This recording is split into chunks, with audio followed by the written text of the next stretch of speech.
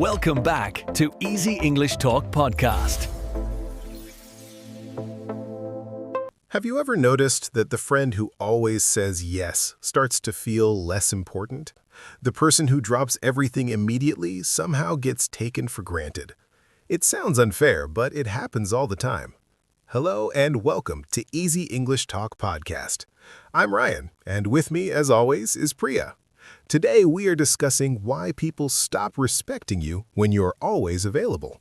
Thanks, Ryan, and hello to everyone listening. This is such an important topic because most of us want to be helpful and kind, but somehow being too available can actually hurt our relationships. Exactly. And here's what we'll explore today. We'll look at why being too available creates this problem in the first place. Then we'll share clear, practical ways to protect your respect while still being a good person. Because this isn't about being selfish or cold. It's about understanding a basic truth and how people see value. And once you understand it, you can change how others treat you. So let's start with the core problem. Why does being always available make people respect you less? It seems like it should be the opposite, right? It really does seem backwards at first. We're taught that helping others is good, that being there for people matters, and those things are true, but there's a hidden side to it. The hidden side is about perceived value. When something is always available, our brains automatically think it's less valuable. This happens with things and it happens with people too. Think about a store that's always having a sale. After a while, you stop thinking their products are special. You know you can get that discount anytime, so why rush? And the same thing happens with people. If someone knows you'll always say yes, always be free, always respond instantly, they stop valuing your time. They assume you have nothing better to do. That assumption is key. People judge how busy and important you are by how available you seem. If you're always free, they think you're not in demand. And when they think you're not in demand, they think you're not valuable. It's not fair, but it's how human psychology works. We want what seems scarce or hard to get. This creates a strange situation. The kind person who always helps gets less respect than the busy person who sometimes says no, even if the kind person is actually more skilled or more caring. So the problem isn't really about you. It's about what your availability signals to others. Constant availability signals low value, whether that's true or not. And once people see you as low value, they start treating you differently. They cancel plans with you more easily. They ask for favors but don't offer help back. They take longer to reply to your messages. They make decisions without considering your schedule. Basically, they stop treating your time as important. And this can happen in any relationship. It happens with friends, with romantic partners, with coworkers, even with family. Anytime you're too available, respect can drop. Let's talk about work for a moment. Imagine you're the person who always stays late to help. You always answer emails immediately, even on weekends. At first, people appreciate it, but over time, something shifts. Your manager starts assuming you'll handle extra work because you always do. Your coworkers stop asking if you're busy before dumping tasks on you, and when promotion time comes, you might get passed over. Why? Because you seem too comfortable where you are. The person who sets boundaries, who says, I can help you tomorrow instead of right now, often gets more respect. They seem more important, more in demand. Their time seems more valuable because it's not always available. The same pattern shows up in friendships. Think about that friend who always changes their plans to fit yours, who always travels to meet you instead of asking you to come to them. Initially, it feels nice, but eventually you might find yourself prioritizing other friends first. Why? Because you know this friend will always be there, so there's no urgency. Meanwhile, the friend who sometimes says, I can't make it today, how about next week, feels more valuable. You work around their schedule. You make sure to confirm plans with them early. It's the same in romantic relationships. When someone is always available, always texting back instantly, always free for plans, the other person can lose interest. It removes the excitement, the mystery, the challenge. Now, this doesn't mean you should play games or be manipulative, but it does mean you need to have your own life, your own interests, your own boundaries. When you do, you naturally become less available, and that attracts respect. So, we've established the problem clearly. Being always available signals low value, and people treat low-value things with less respect. Now let's move into solutions. The first solution is to build a life that actually makes you less available. This isn't about faking being busy, it's about genuinely having things in your life that matter to you. When you have hobbies, goals, projects, and commitments, you're naturally less available. You can't always say yes because you actually have other things to do. And this isn't selfish, it's healthy. People who have full lives are more interesting anyway. They have more to talk about, more experiences to share. So investing in yourself actually makes you a better friend, partner, or coworker. Start small if you need to. Join a class, start a hobby, commit to a regular exercise schedule. These things fill your time in a positive way. And when someone asks you to do something, you can honestly say, I have plans, or I'm busy then. You're not lying or playing games. You genuinely have other commitments. The second solution is to practice saying no without over-explaining. Many people who are always available struggle with this. They feel guilty saying no, so they never do it. But saying no is necessary for self-respect and for others to respect you. You don't need to justify every no with a long explanation. A simple, I can't make that work, or that doesn't fit my schedule is enough. When you over-explain, you signal that you feel guilty. And when you seem guilty for having boundaries, people push against those boundaries. They try to convince you to change your mind. But when you say no calmly and simply, it shows confidence. It shows you value your time and energy. And people respect that, even if they're initially disappointed. You can still be kind when you say no. You can say, I can't help with that, but I hope it goes well. Or, I'm not available then, but maybe we can connect next week. The key is that no becomes a complete sentence. You're not asking permission, you're stating a boundary. The third solution is to add time before responding. If you always reply to messages instantly, people expect instant replies. And when you don't give one, they feel ignored. But if you sometimes wait an hour or a few hours or even until the next day to respond, that becomes normal. People adjust their expectations. They stop assuming you're always looking at your phone. This doesn't mean you should play hard to get in a manipulative way. It just means you don't need to drop everything to respond immediately. Finish what you're doing first, then reply. And when you do respond, you can give thoughtful, quality replies. People appreciate a good response more than a fast one. Plus, it signals that you have a life outside of your phone. This applies to work emails too. Unless it's truly urgent, you don't need to answer emails at midnight or on weekends. Set boundaries around your response times. Your coworkers and boss will adjust, and they'll actually respect you more for having clear boundaries. It shows you value your personal time, which suggests you're professionally confident. The fourth solution is to occasionally prioritize yourself over others. This feels uncomfortable for people pleasers, but it's important. Sometimes you need to choose your own needs first. For example, if you plan to rest tonight and a friend asks to meet, it's okay to say no. Your rest matters. Your mental health matters. When you always put others first, you teach them that your needs don't matter. But when you sometimes put yourself first, you teach them that you have needs too. And people respect those who respect themselves. This also prevents burnout. You can't pour from an empty cup. Taking care of yourself makes you better able to help others when it really counts. The fifth solution is to let people experience consequences when they take you for granted. If someone always cancels on you last minute, stop making plans with them. If someone only calls when they need something, stop being available. This isn't about punishment, it's about natural consequences. People learn how to treat you based on what you accept. If you always accept bad treatment without any consequence, the bad treatment continues. But when you step back, people notice. Sometimes they realize they took you for granted and change their behavior. And if they don't change, then you've learned something important about the relationship. You've learned that they only valued you for your availability, not for who you are. That's painful but useful information. The sixth solution is to match energy. If someone takes days to reply to you, don't reply to them instantly. If someone only reaches out when they need help, don't always rush to help them. This creates balance in relationships. It prevents you from being the one who always gives while the other person takes.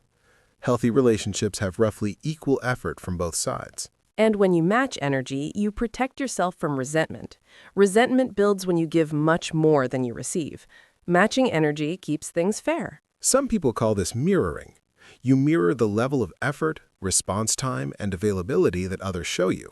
It's a way of setting boundaries without having to explain them. The seventh solution is to build self-worth that doesn't depend on being needed. Many people stay too available because they fear being forgotten or replaced. They think being helpful is what makes them valuable. But your value as a person isn't about what you do for others. It's about who you are. When you truly believe that, you stop needing to prove your worth through constant availability. Work on building confidence in other areas of life. Develop skills, pursue interests, achieve goals that have nothing to do with other people. This gives you a strong sense of self. And when you have a strong sense of self, you're less afraid of disappointing people. You can say no without feeling like you're losing your value. You know you're valuable whether you help someone today or not. The eighth solution is to be selective about who gets your time and energy. Not everyone deserves full access to you. Some people have earned your availability, and some haven't. Think about it in circles. Your inner circle, the people who truly care about you and treat you well, they get more of your time. People in outer circles get less. This isn't about being mean, it's about being wise with your limited energy. You only have so many hours in a day and so much emotional capacity. Spend it on people who value you, who respect you, who give back to the relationship. Don't waste it on people who take you for granted. This is basic self-respect. The ninth solution is to communicate your boundaries clearly when needed. Sometimes people don't realize they're taking advantage. A clear conversation can help. You can say something like, "I've noticed I'm always the one adjusting our schedule. Can we find times that work for both of us?" Or, "I need to protect my evenings for personal time, so I won't be available for calls after 7. When you state boundaries clearly, good people respect them. They might not have realized there was a problem. Your honesty gives them a chance to do better. And if they react badly to reasonable boundaries, that tells you a lot. It tells you they valued your availability more than they valued you. That's important information. The 10th solution is to remember that respect and likability are different things. Many people stay too available because they want everyone to like them, but being respected is more important than being liked. When you have boundaries, some people might like you less. The people who enjoyed having easy access to you might be annoyed, but that's okay. Respect lasts longer than likability. People who respect you might not always agree with you, but they value you.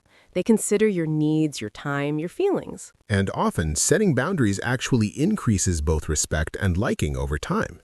People respect you for knowing your worth, and they like you more because the time they get with you feels special. Think about the people you respect most in your life. They probably have boundaries. They probably say no sometimes. They're not always available, but when they show up, they're fully present.